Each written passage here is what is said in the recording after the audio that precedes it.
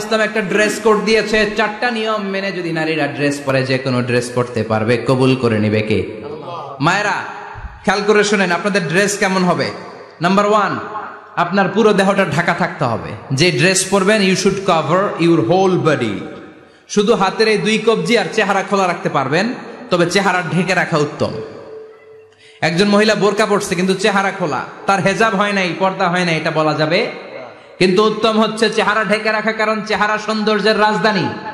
Face is the capital of beauty, ঠিক কিনা? চেহারা দেখলাম তো সব বোঝা গেল, ঠিক কিনা? কেমন মাধুর্যতা আছে, দেখতে কেমন সুন্দরী কিনা সব বোঝা যায়। এজন্য চেহারাটাও ঢেকে রাখবেন, চোখটা খোলা রাখবেন। বিশ্বনবীর স্ত্রী উম্মে সালামা বলে, দেখার জন্য আমার 2 চোখের দরকার নাই, লাগবে 1 চোখ। উনি আরেক চোখের মধ্যে আরেক কাপড় দিয়ে রাখতেন, এমনি তাকাইতেন। সাহাবারা বলতেন, উনারে দেখলে আমরা দিতাম দৌড়, ভয় লাগতো। চোখ একটা দেখা যায় আর একটা খোলা, উনারে দেখে আমরা এদিক সেদিক পালিয়ে যেতাম। আবার অনেক মহিলারা পা ঢাকে না, পা কিন্তু পর্দার অন্তর্ভুক্ত। সব সময় মেয়েরা পা মোজা পরে বেরোতে হবে, পা দেখানো যাবে না। হাদিসে এসেছে শুধু হাত এতটুকু, পা কিন্তু পর্দার অন্তর্ভুক্ত। উম্মে সালামা বললেন, ইয়া রাসূলুল্লাহ, আমরা তো হাঁটতে গেলে অনেক সময় পা দেখা যায়। বিষ্ণু বললেন, তাই? তাহলে 1 বিঘত নিচ দিয়ে কাপড় বাড়াও।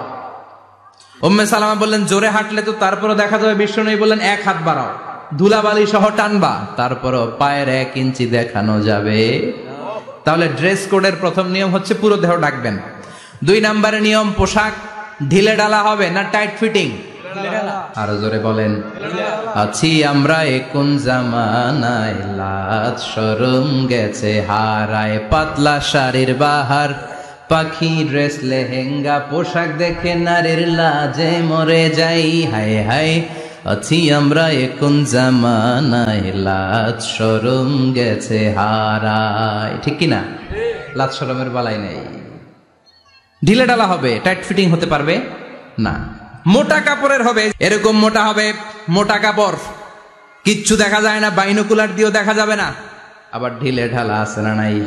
আমরা পুরুষরা যে এটা পরি, এটা দিয়ে 3 মহিলার কাপড় হয়, ঠিক কিনা? কাপড় পরতে চায় না তারা, ওদের পোশাক আমরা নিয়ে নিস। তার মানে ঢিলে ঢালা হবে, মোটা কাপড়ের হবে, টাইট ফিটিং হতে পারবে। আবার পুরুষদের পোশাক হতে পারবে। এই 4টা নিয়ম মেনে যে যেই ধরনের পোশাক পরেন, চাদর পরেন সমস্যা নাই, শাড়ি পরেন সমস্যা নাই, ব্লাউজ পরলে ফুল হাতা পরবেন সমস্যা নাই, মেক্সি পরলেও সমস্যা নাই, বোরকা পরলেও সমস্যা নাই, কিন্তু পোশাকটা শালীন পোশাক হতে হবে। কি পোশাক? সবাই বলেন, শালীন পোশাক। পুরুষদের পোশাক পরা যাবে না, কারণ বিশ্বনবী লানত করেছেন ওই নারীদেরকে, যেই নারীরা পুরুষদের মতো সাজতে চায়। এরকম আছে না নাই? দেখলে বোঝা যায় না কোনটা ছেলে কোনটা মেয়ে, আছে না নাই? এক লোক, একটা গল্প শোনাই আপনাদের। এক লোক এক বাগানে গিয়েছে, যে দেখে বাগানে কিছু ছেলে মেয়ে খেলাধুলা করে, কিন্তু ছেলে মেয়েদের পোশাক দেখে বোঝার উপায় নাই কোনটা ছেলে কোনটা মেয়ে। শুনতেছেন?